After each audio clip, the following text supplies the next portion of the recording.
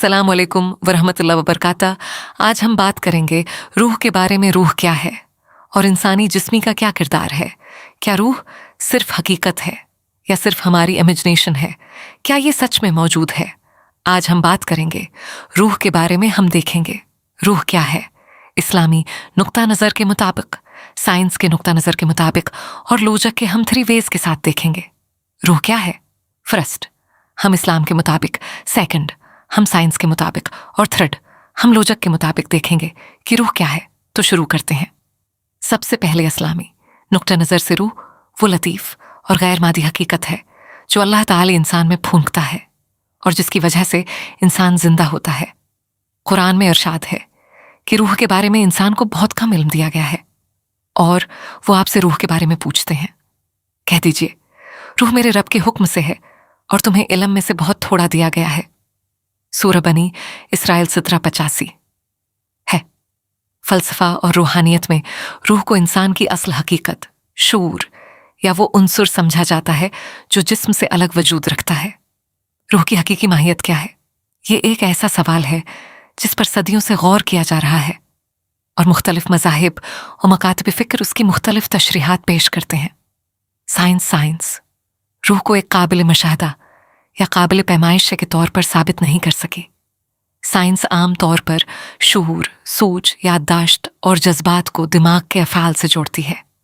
चूँकि रूह को ना देखा जा सकता है और न ही मौजूदा आलात से नापा जा सकता है, इसलिए साइंस इसके वजूद को न साबित करती है और न क़तई तौर पर रद्द करती है। फ़र्क इस्लाम, साइंस रूह को हकीकी वजूद मानता है। रूह के बारे में कोई साइंसी सबूत मौजूद नहीं। रूह अल्लाह के हुक्म से है। शूर को दिमाग के अफ़ाल से जोड़ती है। मौत को रूह के जिस्म से जदा होने से ताबीर करता है।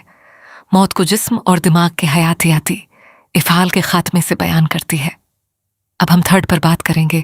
लोजक के हिसाब से रूह की मंतकी लॉजिकल वजाहत की जाए तो चंद बातें सामने आती हैं। हम जिंदा और मुर्दा जिस्म में फ़र्क देखते हैं। एक जिंदा इंसान सोचता, महसूस करता और हरकत करता है, जबकि मौत के बाद जिस्म के तमाम अज़ा मौजूद होते हैं लेकिन वो काम नहीं करते। इस्लाम इस फ़र्क को रूह के निकल जाने से ताबीर करता है। शूर, कॉन्शसनेस एक बड़ा सवाल है।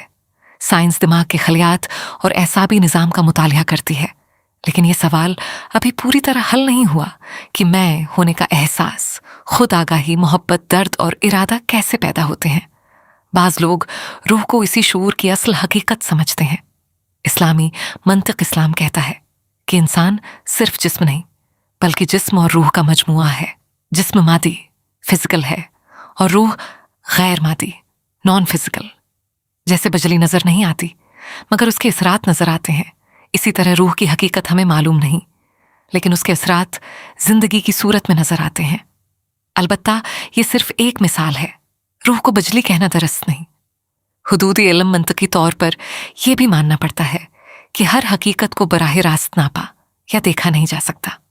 मिसाल के तौर पर मोहब्बत, इरादा और शूर को हम उनके असरात से पहचानते हैं।